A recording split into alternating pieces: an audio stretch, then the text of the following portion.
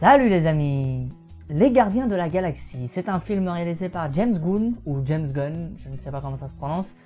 Et c'est également le dernier petit bébé, la dernière team de Marvel. Alors qui dit nouvelle team dit forcément nouveau super-héros.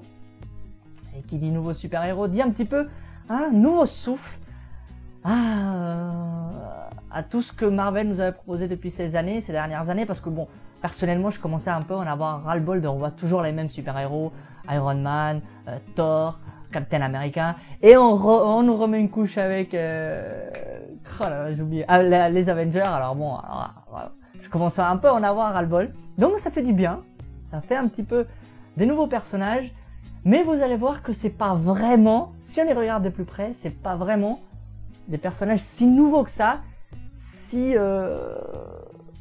originaux que ça, en tout cas au premier abord. Et en tout cas ce qui nous est proposé dans ce film qui dure presque 2 heures, je crois, si je ne m'abuse. Mais ouais, presque 2 heures. Alors qu'est-ce que je pourrais vous dire, qu'est-ce que je pourrais vous raconter? Parce qu'en fait j'ai vraiment surkiffé ce film, j'ai passé un très bon moment, on rigole, il y a de l'action, il y a de la baston, il y a des effets spéciaux maîtrisés, pour le coup, il n'y a pas grand chose à dire là-dessus, au niveau des effets spéciaux. Je crois que le film était disponible en 3D, mais je ne suis pas allé le voir en 3D, il n'y avait plus de séance en 3D.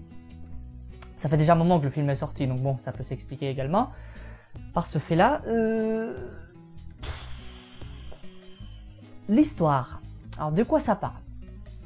Ça parle évidemment d'une team, entre guillemets, au début, qui n'en est pas une, parce qu'ils sont un peu ennemis tous, au début, ils veulent tous s'entretuer, c'est quand même le dire, et puis au fur et à mesure, ils vont se rendre compte que voilà, il y a des liens d'amitié qui vont se créer par la force des choses, peut-être par la situation, par des actions qui vont être faites durant toute l'aventure. Ils vont se rendre compte que finalement, ils s'apprécient bien. Voilà, entre guillemets, ce qui va se passer un petit peu dans l'histoire. Donc, tout va tourner autour d'un objet. J'ai pas envie de vous dire, j'ai pas envie de vous spoiler, même si le film est déjà sorti depuis un petit moment. Je trouve pas l'intérêt de vous spoiler dans cette critique, entre guillemets.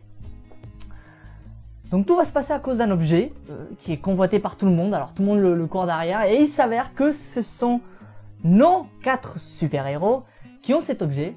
Alors au début, il s'agit du personnage principal, entre guillemets, un terrien en l'occurrence, enfin pas vraiment un terrien, on apprendra par la suite qu'il n'est pas entièrement terrien, enfin c'est presque un demi-dieu, si on pourrait appeler ça comme ça, mais bon, ce n'est pas vraiment un, je sais pas pourquoi j'ai dit ça comme ça, il n'y a pas de liaison à faire là-dedans.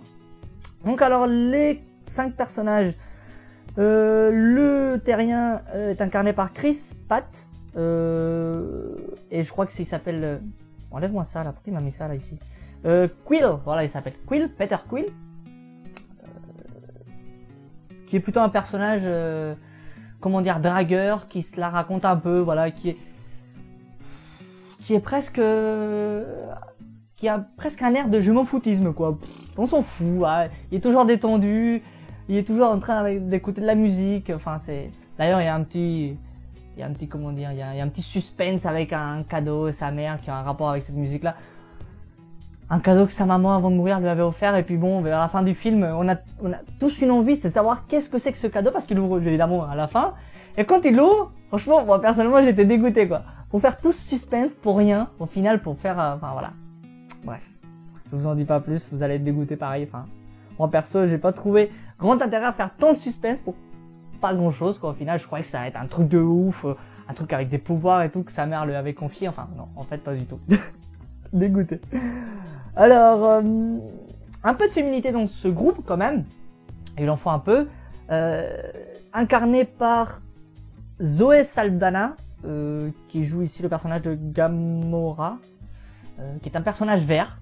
Alors à la base elle n'était pas comme ça, elle a subi, contre son gré d'ailleurs, une expérience, entre guillemets si on peut dire ça comme ça, qui l'a transformée dans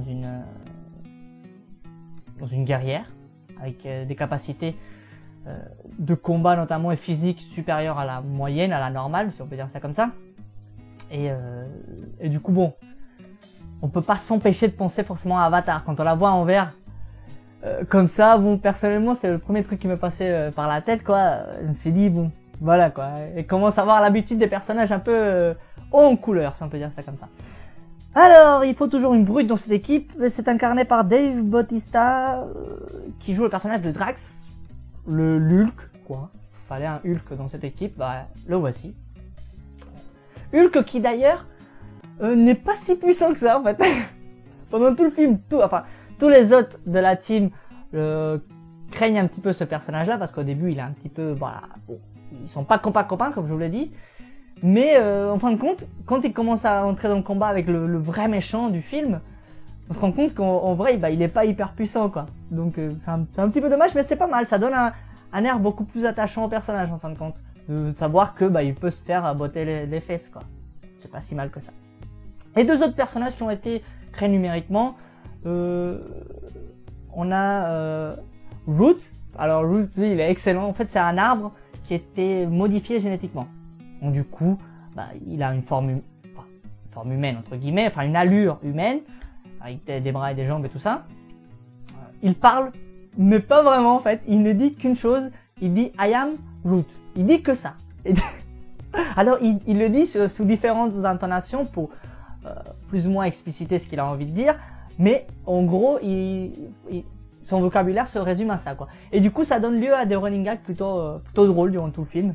Donc c'est bien foutu. C'est un personnage, pour moi, c'est le personnage le plus attachant quoi, de tout le film. C'est un truc de ouf.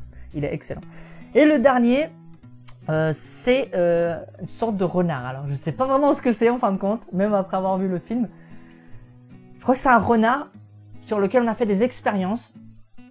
Et du coup, bah, il a des capacités presque humaines, quoi. En tout cas, au niveau cérébral. Donc, c'est un peu l'intello de la team, si on peut dire ça comme ça. Celui qui bidouille un peu tout et n'importe quoi. Et celui qui te crée des armes, qui t'arrive à vous faire sortir de prison, des choses comme ça. Donc, c'est un peu le mécano, l'intello de la team. Bon, il en fallait toujours un. Et c'est toujours lui qui est en train de râler aussi. Donc il est super marrant également et enfin ils sont toujours collés, Root et le renard. J'ai oublié son nom, excusez-moi. C'est pas très grave. Donc voici un petit peu la team de bras cassés. Faut dire quand même ce qui est. Comme je vous l'ai dit au début, ils sont pas vraiment copains et puis au fur et à mesure, bah c'est un peu du classique au niveau du scénario de ce point de vue-là évidemment. Mais l'univers qui est développé autour de ce film, les planètes, les environnements, les effets spéciaux, comme je vous l'ai dit, sont plutôt bien foutus. Il n'y a rien qui m'a choqué réellement, peut-être des plans flous, mais encore ça passe quoi. Sinon vraiment, les effets spéciaux sont excellents, j'ai trouvé ça pas mal du tout. Alors on retrouve, comment il s'appelle lui, j'ai oublié son nom, ça, je suis vraiment dégoûté. En plus j'adore cet acteur. Bref, c'est pas grave. Ah, je suis dégoûté quand même parce que je l'adore cet acteur et puis bon, voilà, c'est pas grave, c'est pas grave. En tout cas, voilà, je vous mettrai ça dans la vidéo, le nom s'affichera là. Ça me vient pas comme ça tout de suite là et en plus je le retrouve pas donc je suis dégoûté. Et c'est un personnage sur lequel on fait une sorte d'intrigue avec un pouvoir qu'il a. En fait, il a une sorte de baguette. Quand il commence à siffler, une baguette qui se pointe, qui se lève comme ça, un peu comme un serpent, qui se lève. Et apparemment, c'est une arme ultra redoutée durant tout le film presque. Et on nous montre son pouvoir que vers la fin du film. Et on se rend compte que c'est un truc de malade en fait. C'est trop kiffant ce pouvoir-là. Et on se dit, putain, mais on aimerait trop l'avoir. Franchement, c'est le truc qui commence à siffler. Enfin, j'ai pas envie de vous spoiler, mais c'est l'arme. Enfin, moi, s'il y a un truc que j'aimerais avoir de tous les pouvoirs qu'il y a dans ce film, c'est ça quoi. C'est la petite, je sais pas si c'est une flûte ou voir un truc bizarroïde en fait. Je sais pas vraiment ce que c'est. Mais c'est excellent vraiment durant tout le film. Alors, est-ce que, en fin de compte, c'est vraiment, comme je vous l'ai dit au début de la vidéo, des nouveaux personnages? Est-ce que c'est vraiment une grande nouveauté? Alors, au niveau esthétique, forcément, on a affaire à des nouveaux personnages. Comme je vous l'ai dit, Root, l'arbre et tout ça, qui donne du renouveau, un souffle nouveau à tout cet univers-là. En tout cas, quand je parle d'univers Marvel, c'est cinématographiquement parlant, évidemment. Ils existaient déjà à la base, mais voilà, c'est vrai qu'au niveau du cinéma, on les avait jamais vus. Donc ça fait quand même du bien de revoir des nouveaux personnages, de pas toujours avoir les mêmes, même s'ils sont excellents les autres. Hein. Iron Man, j'adore tout ça et il n'y a aucun souci là-dessus. Mais en fin de compte, on se rend compte qu'ils sont pas si inédits que ça. Parce qu'au final, ils ont tous le même trait de caractère que les personnages qu'on a pu voir, que Iron Man, que Captain America. Ils ont tous ce même trait de caractère. Soit il y a toujours ces personnages qui ont de l'autodérision. Il y a toujours ce personnage-là qui sont en train de se la raconter, se la péter. Il y a toujours ce côté un peu dragueur dans les personnages. Il y a toujours un peu ce côté gaffeur dans les personnages. Il y a toujours ce petit côté un peu presque martyr au niveau des personnages également, avec leur passé. Ils ont tous vraiment vécu quelque chose durant leur passé qui ont fait que ils sont ce qu'ils sont aujourd'hui.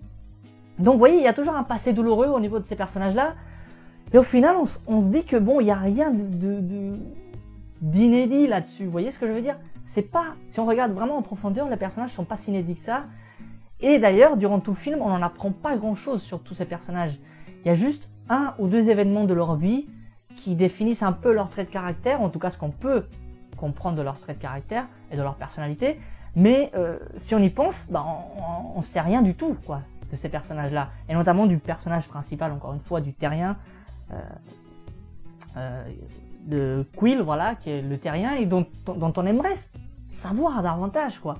On aimerait apprendre des trucs. Alors oui, il y aura des suites, évidemment, je sais pas combien. Je sais qu'il y en aura une suite pour je ne sais pas quand. Mais en tout cas, il y aura les Gardiens de la Galaxie 2. Si je ne m'abuse. Alors après, est-ce qu'il y en aura d'autres, j'en sais rien du tout. Mais certes, il y a une suite qui nous laisse sous-entendre qu'on va nous faire apprendre des choses dans le prochain épisode. Mais voilà. Moi, je suis resté un peu sur ma faim au niveau des personnages et de ce qu'on en apprend réellement. Mais ça n'empêche pas de profiter du film et de vraiment s'amuser durant tout ce long métrage. Je sais pas quoi vous dire d'autre. Alors oui, à la fin de chaque Marvel, évidemment, il y a toujours... comment dire, il y a toujours une cinématique après le générique. Et là, c'était une cinématique mais complètement pourrie, quoi. J'ai pas compris. Personne n'a compris, d'ailleurs, tout le monde était mort de rire. Bon, c'est mystère. J'espère que cette vidéo vous aura plu. Moi, je vous dis salut et à une prochaine vidéo.